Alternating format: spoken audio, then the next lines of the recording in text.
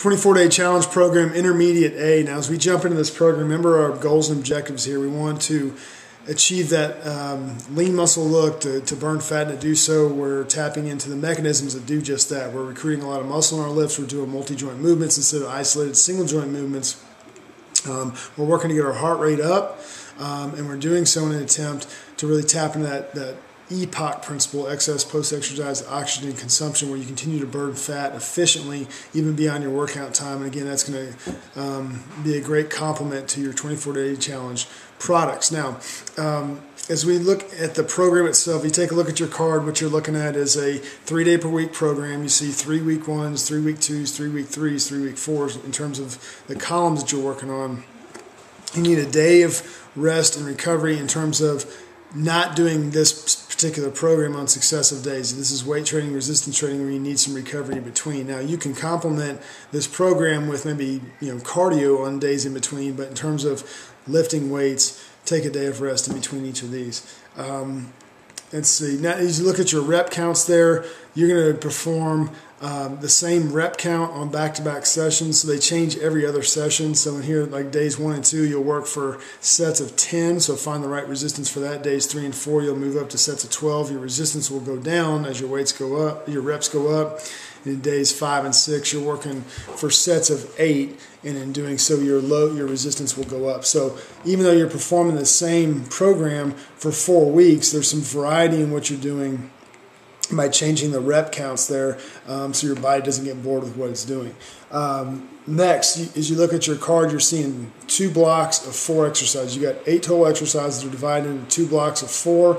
Within those blocks, you've got a combination of pushing and pulling movements, a combination of upper body, lower body movements. That's going to allow you to work successively from one exercise to the next, so you can continue working, get your heart rate up, and there'll still be some recovery going on. For example, as you look at your first block there, and I'll break this down more specifically in just a couple of minutes, but you see an upper body push, a lower body knee dominant push pattern, upper body pull, and a lower body hip dominant pulling pattern. So there's balance there. You're working front side, back side, pushing, pulling, upper, lower.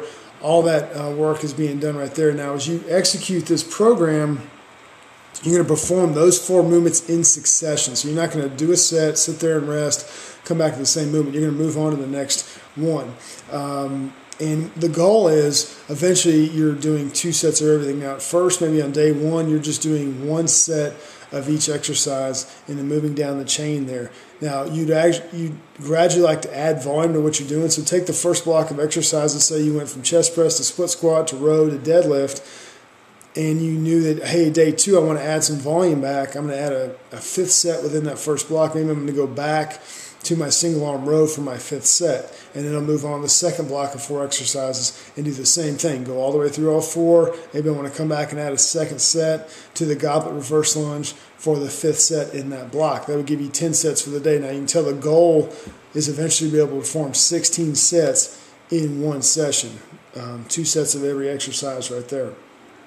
As you look at the card, you see warm-up. I'm not going to get overly technical with you in your warm-up and tell you what my clients would do. They would go through soft tissue work, static flexibility, dynamic flexibility, mobility, activation, all that kind of stuff. Just keep it simple. All you want to do is make sure you're getting your heart rate up, you're lubricating the joints, blood flow's going. Think in terms of short interval works. Maybe you're doing running in place, jumping rope, jumping up and down, shuffling, whatever it is, just to get your heart rate elevated, get your body excited for the activity. And of course, your cool down is just let your body do just that. Let it calm down after your exercise is over for the day. Maybe walking a treadmill, just something like that.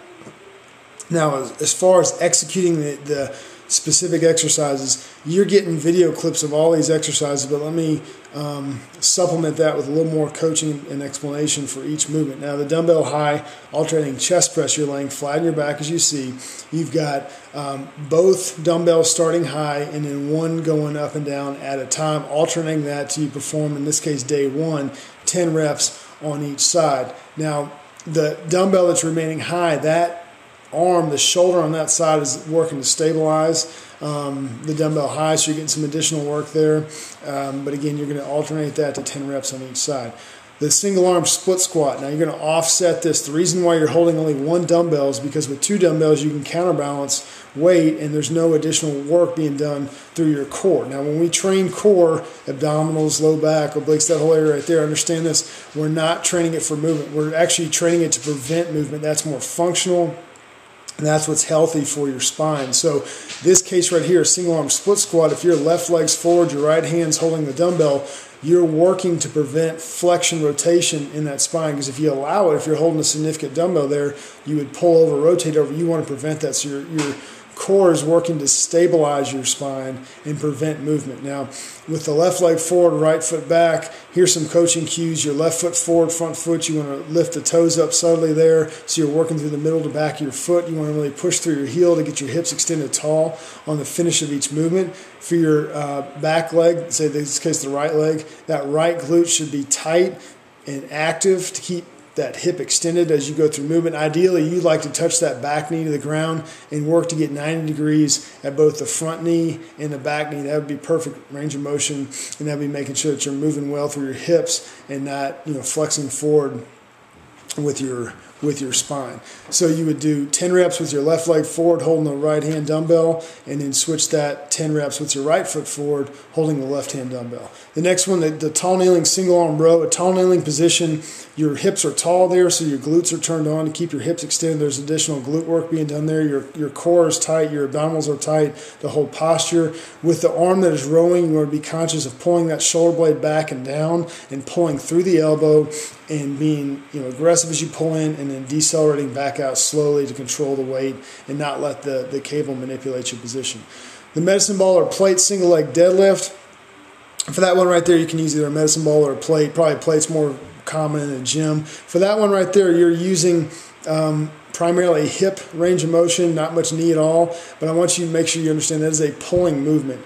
As you work to reach as far as you can with that plate and with your back heel coming up, you'd like to form a T if you got good range of motion, but the key is also that you're pulling back to a neutral position. You're working hard to what's called, if I have my right foot down, I'm trying to shoot the glute, shoot the hip through, extend the hip through the top of the range of motion, and make sure I get good glute activity there in that movement. So as you look at the first block of 4 exercises, high alternating chest press, that's your upper body push pattern. Single arm split squat, that's your lower body knee dominant pushing pattern. You're pushing to the top. The tall kneeling single arm row is your upper body pull pattern. And the single leg deadlift to be performed 10 on each leg. That is your lower body hip dominant pulling pattern. The second block of 4 exercises, your single arm split stance shoulder press. If I had my left foot forward, I'd be pressing with my right arm. Notice the neutral grip at the bottom there, and then I open my palm at the top. I'll perform 10 reps with my left foot forward, right hand working, and then of course switch that for 10 on the other side as well. The goblet reverse lunge. Now this is actually a pulling movement. When I reverse lunge, I got to pull back to the top. The goblet hold is going to recruit a little more core activity there, but again the key is that I'm pulling back to the top of the neutral position there. For a reverse lunge there, I'll perform 10 reps with my right leg moving back, and then 10 reps with my left leg moving back, being very conscious of posture as you work through that. The bent over reverse fly. Bent over position, hips back, back flat, chest forward, create a little arch in your lower back, and then maintain that position right there. I'm going to really have a slightly elbow bent position, but I'm thinking kind of lift with my elbow instead of lifting my hands, because I don't want my hands to get above my elbow, and I'm going to decelerate back down slowly as I work through it. You should feel that in the rear delt upper back region. And then the cable anti-rotation chop, here's a great example of training core to prevent movement. Notice the hands move around the body, but I'm stabilizing my trunk, and I'm not rotating my trunk. I'm preventing rotation in my trunk. That's a great core activity, and you perform 10 reps on day 1 going right to left, 10 reps going left to right. So that's the program right there. Again, executing that in succession, getting your heart rate up, targeting big muscle groups there. As you look at the second block of 4 there's your upper body push pattern with a split stance shoulder press, lower body pull pattern with a reverse lunge, upper body, you can call it pull pattern because it's working the backside reverse fly, and then anti-rotation chop is working core.